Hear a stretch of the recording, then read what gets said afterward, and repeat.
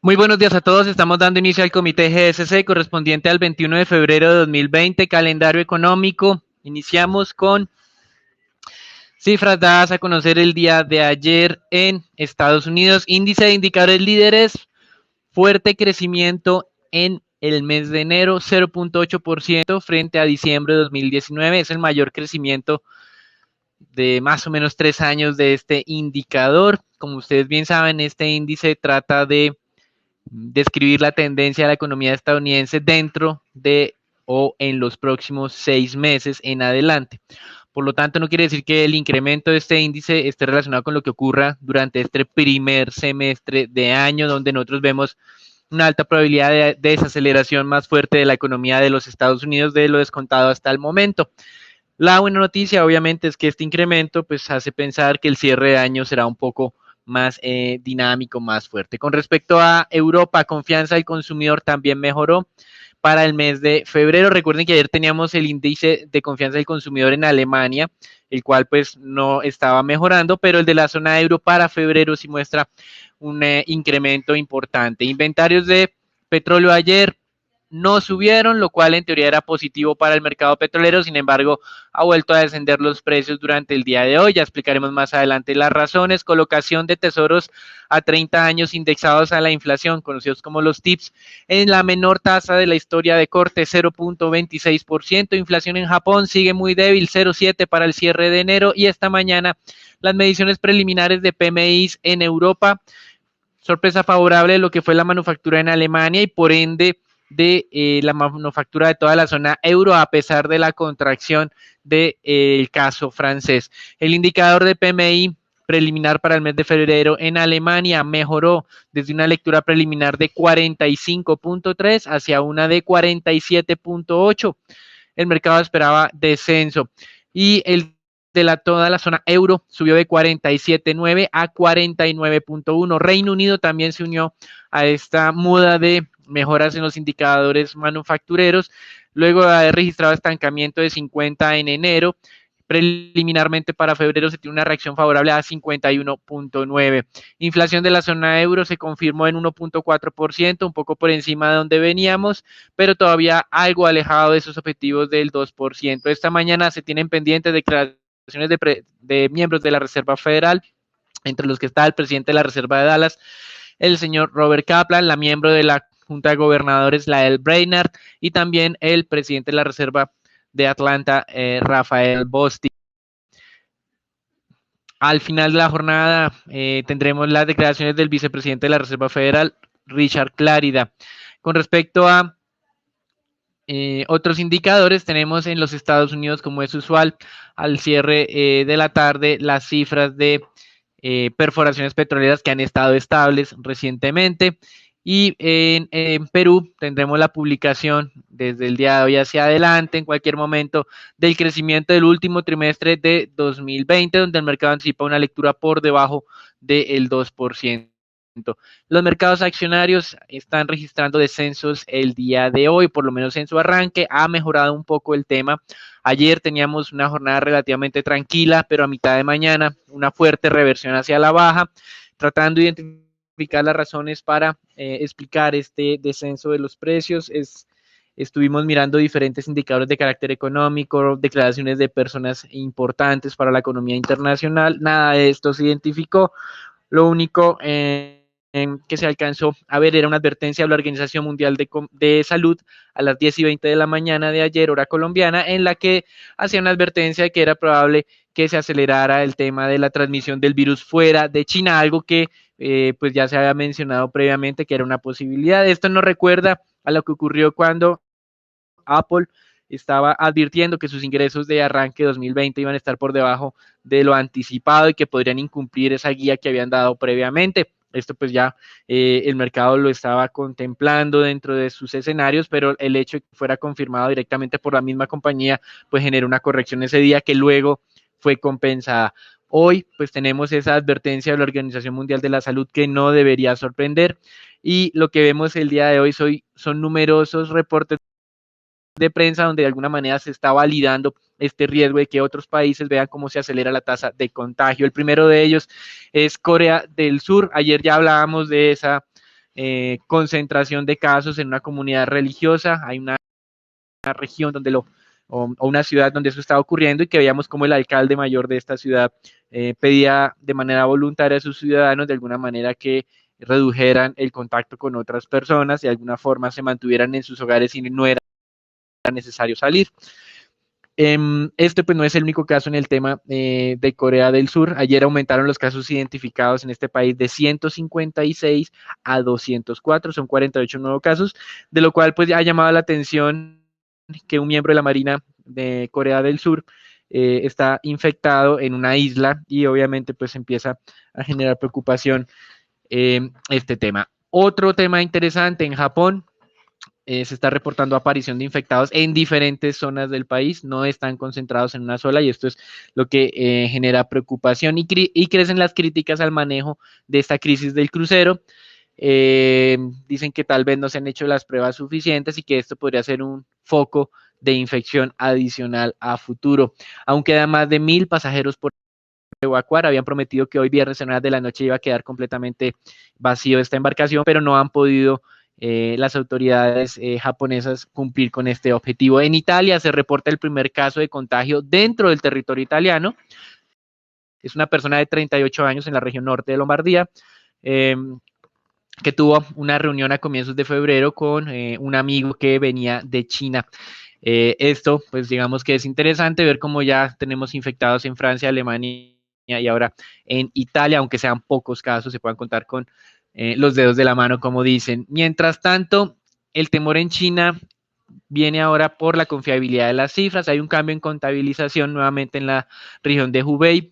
Esta región se dio cuenta que en una cárcel había 220 casos nuevos, por eso ayer había reportado que se lo habían incrementado en 400 o algo más de eso, y tuvieron que cambiar esa estimación a 630 aproximadamente. Hay otras provincias en China que también están reportando contagios masivos en cárceles, como es la región de Shandong, donde una cárcel tiene más de 200 infectados, y hay otras que parece está ocurriendo lo mismo. Así que esto, si bien es cierto, tenemos las cifras descendiendo en infecciones en China, pues de algún lado siguen las dudas sobre la calidad de la información oficial y en otra parte pues se pone la alerta de que otros países pueden ver cómo se aceleran los contagios. Mientras tanto, las noticias favorables reportadas por prensa es que hay 3 tratamientos potencialmente efectivos en contra de este virus. Uno de ellos que es utilizado contra la malaria con efectividad en 135 casos confirmados.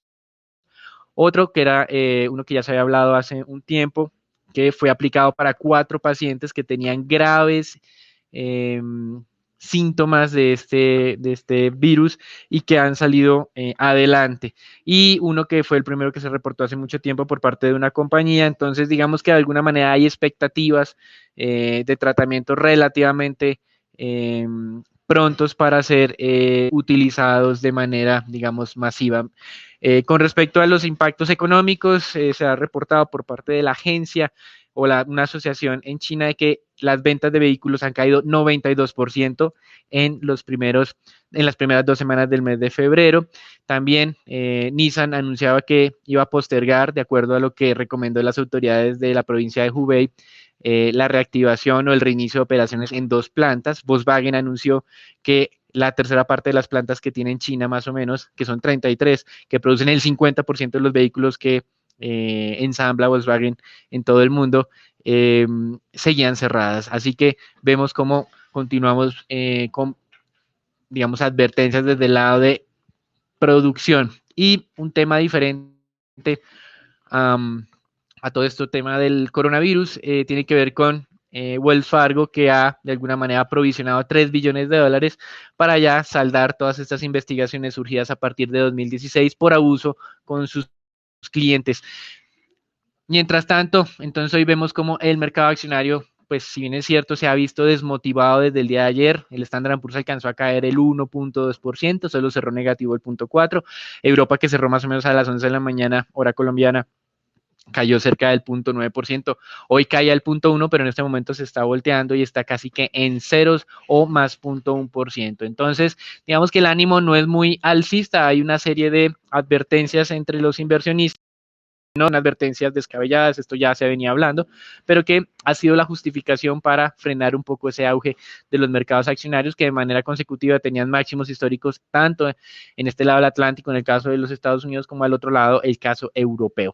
Mientras tanto, en el lado de las monedas, vemos cómo el dólar continúa, o bueno, continúa fortaleciéndose frente a monedas latinoamericanas. Aquí tenemos la dinámica del día de hoy. Peso mexicano pierde 0.8%, el peso chileno el 0.7%, el de Real de Brasil el 0.2%.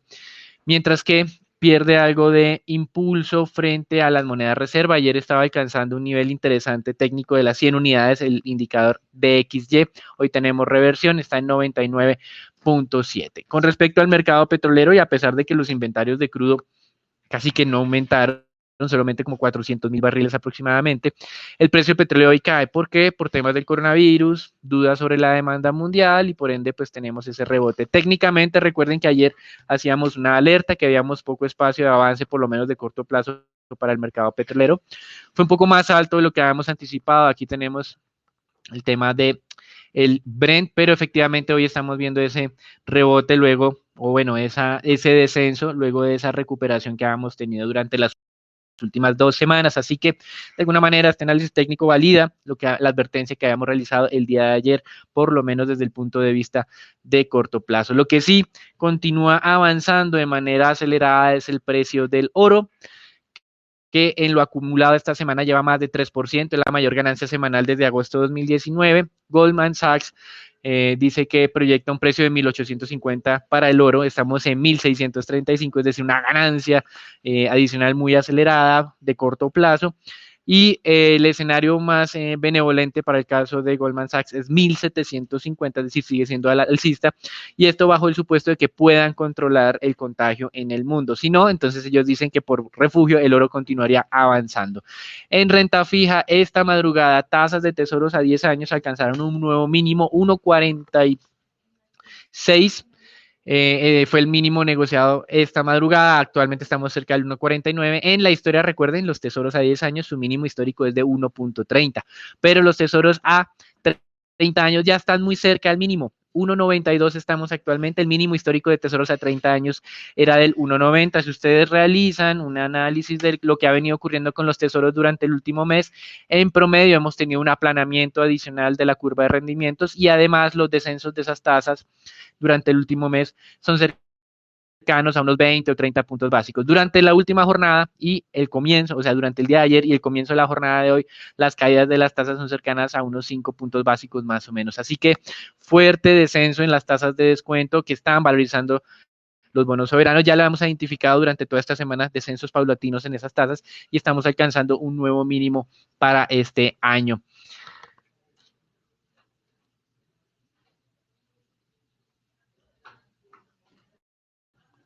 Solo nos queda por mencionar un tema en Japón, ya hablamos de la inflación muy baja, el director del Banco Central dice que están haciendo un seguimiento obviamente de los efectos negativos potenciales que tiene el coronavirus, que ellos actuarán si es necesario, que todavía no han visto esta necesidad, pero obviamente los reportes lo que aseguran es que esto tendría que ser así. Standard & Poor's redujo el pronóstico de crecimiento de Japón en cerca de 30 puntos básicos, el mundo estará distraído durante este fin de semana en la reunión del G20 en Arabia Saudita.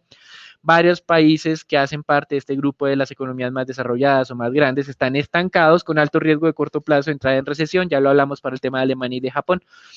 Muy probablemente esta conferencia estará muy enfocada en lo que es el tratamiento del tema sanitario para de alguna manera mostrar que los países están coordinando sus acciones para evitar un riesgo mayor.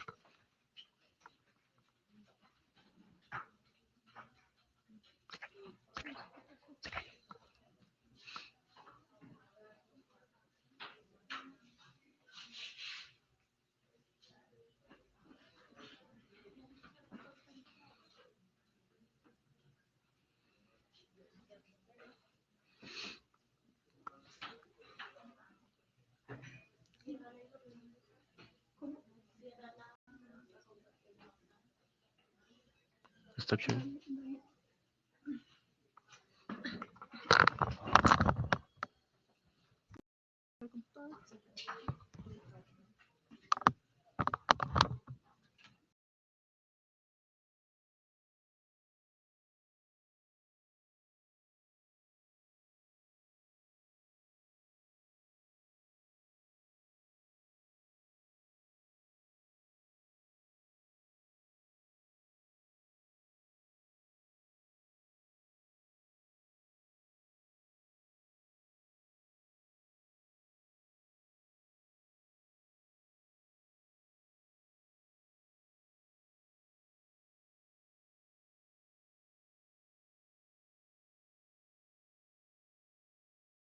y con Daniela para la información del mercado colombiano.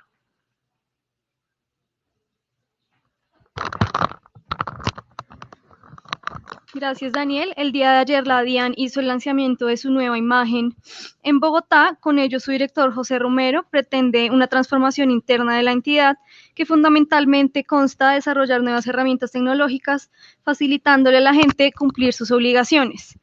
El nuevo plan pretende tener herramientas disponibles en la página web y una nueva aplicación para hacer consultas en línea, pagos ejecutados, pagos pendientes y poder expedir y actualizar el RUT de manera digital. Este proyecto responde a la ejecución de uno de los pilares del marco fiscal de mediano plazo que pretende aumentar la base del recaudo y de cierta forma aliviar la carga fiscal del gobierno que aumentó tras la aprobación de la Ley de Crecimiento Económico que se aprobó el pasado 27 de diciembre. Por otro lado, el superintendente financiero Jorge Castaño aseguró que Colombia tendrá la participación de 2 nuevas entidades bancarias en el mercado. Aunque no dio nombre, señaló que una de las entidades es Lulo Bank, es un banco 100% digital que nacerá de la mano del grupo Gilinski, que ya tiene la autorización de regulador para su entrada en operación en el país. Sin embargo, hace falta resolución para estipular los detalles específicos. Así las cosas, el regulador pasaría de vigilar 43 a 45 establecimientos financieros. Por otro lado, Ecopetrol reportó que sus reservas probadas de crudo, de condensados y gas natural, incluida su participación en filiales y subsidiarias, al cierre de 2019 llegó a 1.893 millones de barriles de petróleo equivalentes. El índice de reemplazo de reservas fue de 169% y la vida de reservas equivalente pasó de 7.2 años en 2018 a 7.8 años en 2019. El año pasado, el grupo Ecopetrol incorporó 408 millones de barriles de petróleo equivalente de reservas probadas, un incremento del 33% frente al incorporado en 2018. La producción total acumulada del año fue de 242 millones de barriles de petróleo equivalentes, y del balance total de reservas, 73% es de crudo y 27% de gas. Por otro lado, Frontera Energy también reportó una adición de 26.2 millones de barriles de petróleo equivalentes, un índice de reemplazo de reservas de 112% y un índice de vida de reservas de 7.1 años. En línea con este comportamiento, Canacol Energy también logró un índice de reemplazo de 224%, con un aumento de remanentes de gas natural a 224 billones de pies cúbicos, lo que representa unas reservas de 9 años basadas en la producción anualizada de gas natural. Estas fueron todas las noticias. Los dejamos con Daniela para el informe del mercado accionario.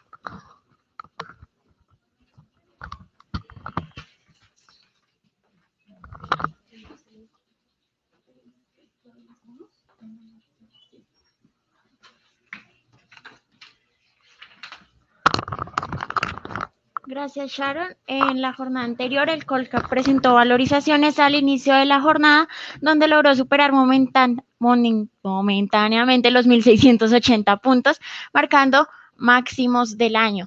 Sin embargo, al igual que los demás mercados, este se devolvió y cerró con leves valorizaciones con respecto al cierre de ayer, cerrando en los 1.669 puntos. En la última sesión se negociaron cerca de 160.000 millones, donde la especie con el mayor volumen de negociación fue Ecopetrol, con 36.000 millones negociados. La más valorizada fue Grupo Éxito, con 3.11%, y la que registró mayores desvalorizaciones fue Popular, con un menos 12.4%.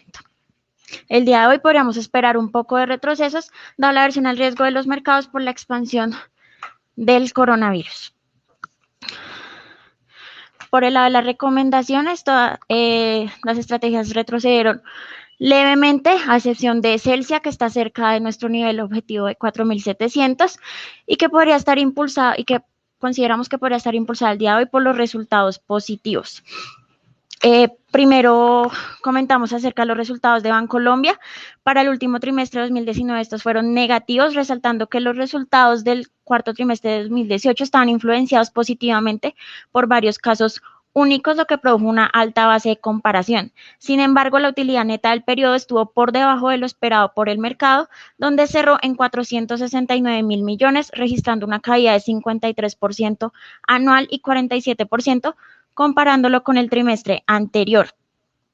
Los ingresos netos por intereses presentaron crecimientos muy leves, un 0.8% anual, por lo que un incremento mayor de lo esperado por el mercado en las provisiones impactó en la utilidad del periodo.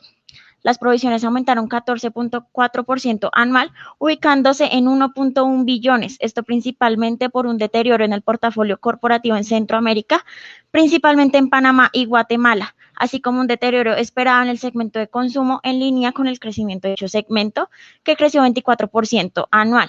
Lo anterior lleva a que el costo de crédito incrementara hasta 2.5% desde 1.6% que había registrado en el tercer trimestre del 2019.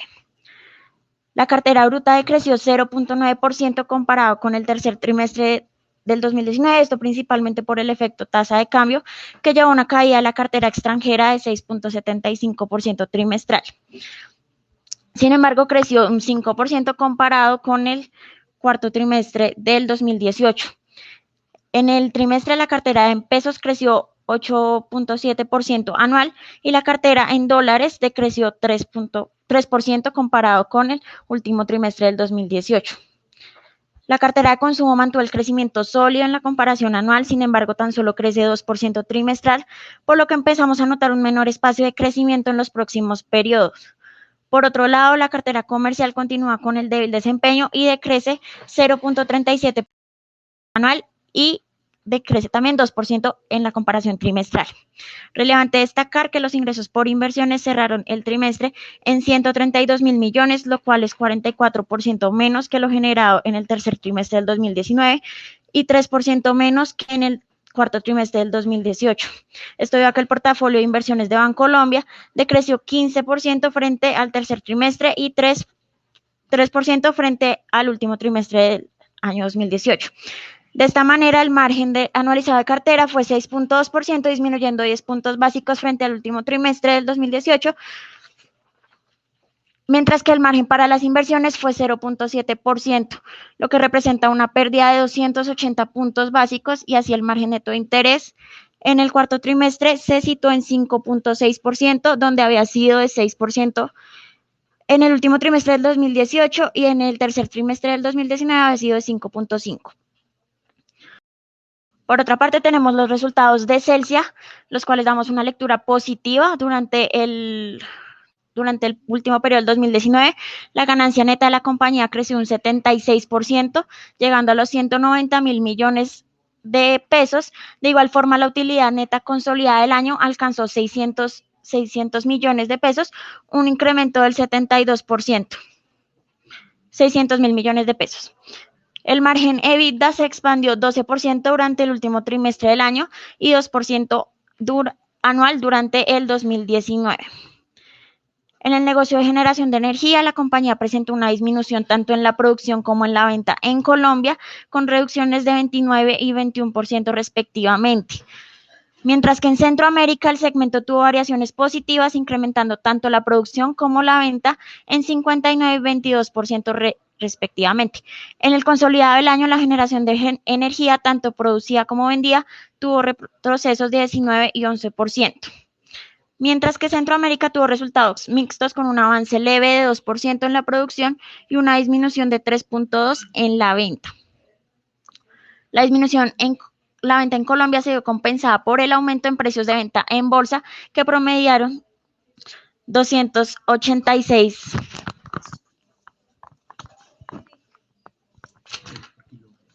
pesos por kilovatio en el último trimestre del año, 115% superior al último trimestre del 2018.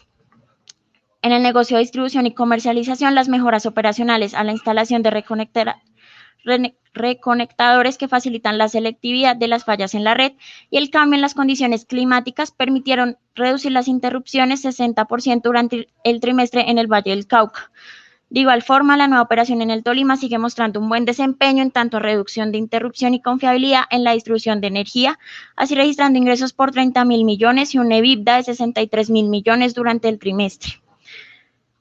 La venta del negocio de diferentes proyectos adjudicados a Cava generó ingresos no operacionales por 335.000 millones y una utilidad neta por 263.000 millones. A cierre de año, la compañía recibió un primer pago de 710.000 millones, el cual se explicó en su totalidad a la reducción de pasivos financieros con un saldo a pagar al primer trimestre de 2020, los cuales serán empleados para el pago de obligaciones financieras por 80.000 millones y el saldo será destinado a la cancelación del crédito obtenido por la compra de Tolima. Durante el último trimestre del año, la compañía redujo su apalancamiento desde 3.9 veces en el 2018, el primer semestre, a 2.71. Consideramos los resultados de la compañía como positivos. El retroceso en el negocio de generación de energía en Colombia se ve compensado por esos buenos resultados en Centroamérica, junto con unos precios de venta altos y un fuerte segmento de distribución y comercialización que permitirán a Celsia mantener una operación fuerte y consolidada a lo largo del año. Asimismo, ayer se dio a conocer que Celsia tiene una proposición de distribución de utilidades este año que se presentaría en la Asamblea el 25 de marzo. Esto por los buenos resultados operacionales del negocio y que pretende retornar a los accionistas una parte importante de la rentabilidad obtenida en la inversión en Zona Franca Celsia. De esta manera, la propuesta de utilidades se dividiría dando un dividendo ordinario equivalente a 198 pesos por acción que se pagaría en efectivo en 4 cuotas de 49.5 por acción en abril, otra en julio, en octubre y en enero del 2021. Asimismo, proponen un dividendo extraordinario a distribuir equivalente a 94 pesos por acción, donde se pagaría en 2 cuotas de 47 pesos en julio y en enero del 2021. Esto significaría que hay un aumento del yield a 6.38% con el precio de la acción como está ahorita, 4.570. Esto significaría un aumento de casi 59% en su dividendo a repartir.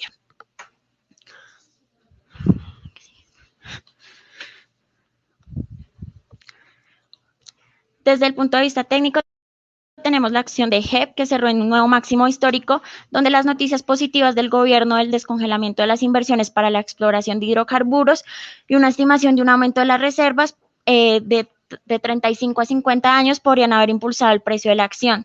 HEP ha reiterado recientemente que está listo para participar por la licitación de la gasificadora del Pacífico, que se espera se realice durante el primer semestre del año.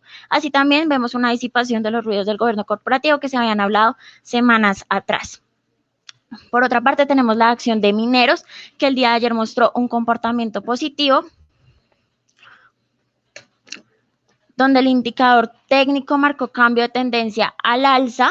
Destacamos que la compañía estaría estudiando la posibilidad del listamiento en la bolsa de Toronto, esto para obtener mayor liquidez en la acción y para obtener capital para la financiación de nuevos proyectos.